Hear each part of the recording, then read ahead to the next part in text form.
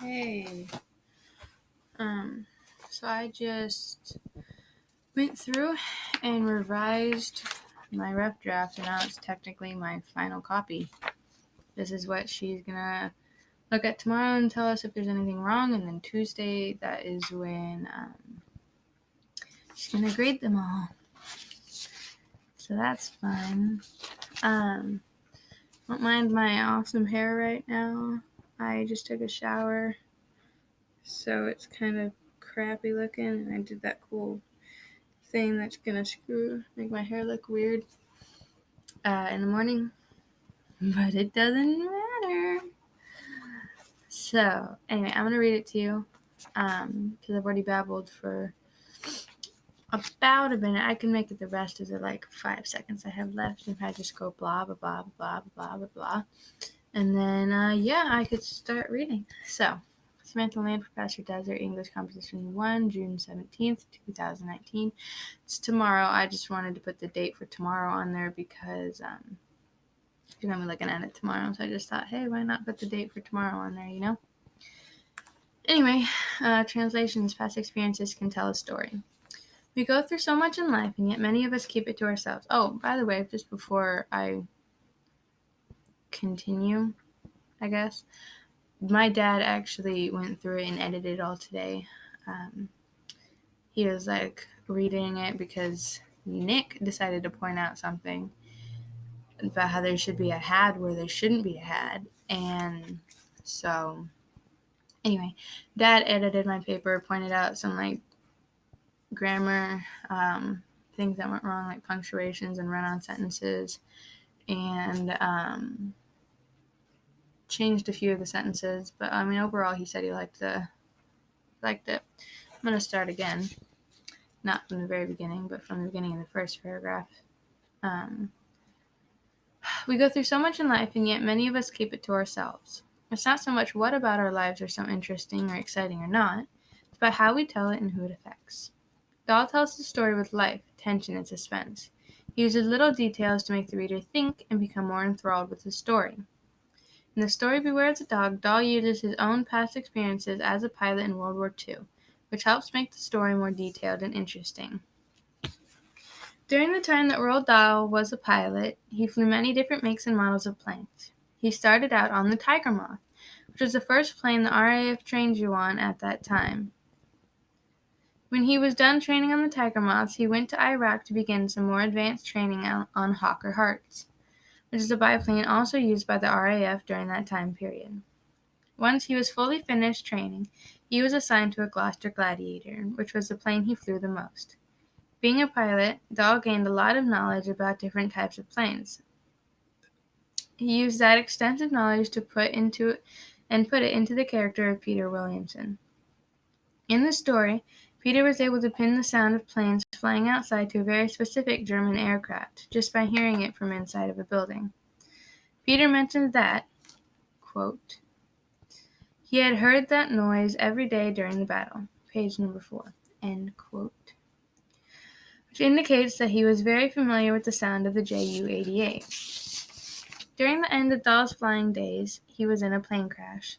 The plane crashed in Libya, and he spent 6 months in a hospital in Alexandria, healing from the serious injuries to his head, nose, and back.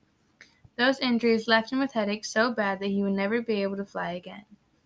Dahl used his experience of the plane crash and serious injury. Though Dahl did give Peter a very similar life-changing event, it wasn't quite the same. Peter's leg was shot off at the beginning of the story. Before his plane crashed, he managed to eject himself from the plane. He then woke up a couple days later in what he believed to be a hospital, and his leg had been amputated while he was unconscious. Even though Peter wasn't in the plane while it crashed, he still ejected from the plane and had a very serious injury. Dahl was born in Llanllech, Cardiff, Wales, UK on September 13, 1916. His parents were Norwegian. After his parents got married, his mother immigrated from Norway to be with his father, who was already in England. Dahl joined the RAF in 1939 and enlisted in Nairobi, Kenya. Being very familiar with England because he was born and raised there, Doll had Peter mention that he went to school in Brighton, which isn't too far away from where Doll grew up.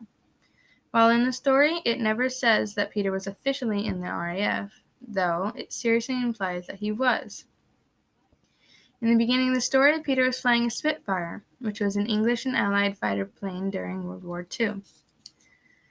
Doll went through a lot in his life, one being the plane crash injuries and the loss of flying because of them. Peter faced his own set of trials and hardships in this story. Doll not only used his extensive knowledge of planes and flying to give good definition to Peter's backstory and character, but also used his injury as a focus point for why Peter is in the hospital and not an interrogation room. Giving Peter the injury allowed the story to have a different feel than a regular World War II POW story. Doll put his own touch on the story of Peter Williamson. So there's that. You can see this is my regular one, the one I just printed out, the one I just read to you. This is the one that my dad marked up. You can tell, circled and put, he crossed that out and put little things, I forgot to capitalize Peter again right there. And then take all that out. And then, if I can find it in my purse over here, amongst my thick mass of papers, there's the very first one that I printed out, the one that our first draft, and then it's got all sorts of writing all over it. This was mostly Dre. He wrote all over it, telling me all the crap I did wrong and stuff he liked. He told me to rewrite. He told me to rewrite this whole paragraph.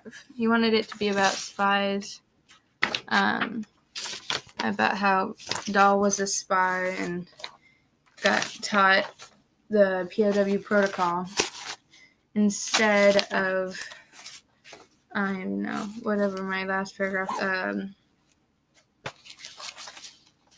where he was born in England and Brighton and all that. So he wanted me to rewrite the entire third paragraph, which I'm not cool with. I do not have that much imagination. So this is what I'm bringing in tomorrow. Hopefully she does she commented on my outline and said nicely done with little exclamation points. That makes me feel rather good, and I have all the points you can possibly get in the class right now. I'm at 100%, so I think pretty sure that means I'm doing good. So yeah, it's school's going good. I'm really not a fan of Dre right now. He's kind of weird, and I really, really hope he doesn't like me. That would be weird. Also, he's 25, and I have Christian, and he's not Christian, and so, pretty much sums up why I don't like him like that. He's probably a cool guy. I don't know. I thought I would be going to school to do school, not make friends. Which I'm not good at that. So, got my puppies. They're all asleep. Look at them. So Penny's in the middle, and then in the white one is Samson, and then in the one close to the door is Dart. Dart's technically Christian's, but he couldn't take him, so we kept him. So anyway, they snore so loud. Oh my gosh. like I've two guys sleeping in my room. They're like, it's so bad. So bad. Like that face I just made was really bad. But that Their snoring is so bad. Anyway, I'm gonna go. My hair looks so crazy. Probably gonna either binge watch some YouTube or binge watch some Arrow. Never know with me. Maybe I'll sleep tonight. Maybe I won't. Never know. I don't know why I started doing this whole video thing in the first place, but now I've rambled on for 10.5 minutes, so I'm gonna let you go now. Bye-bye.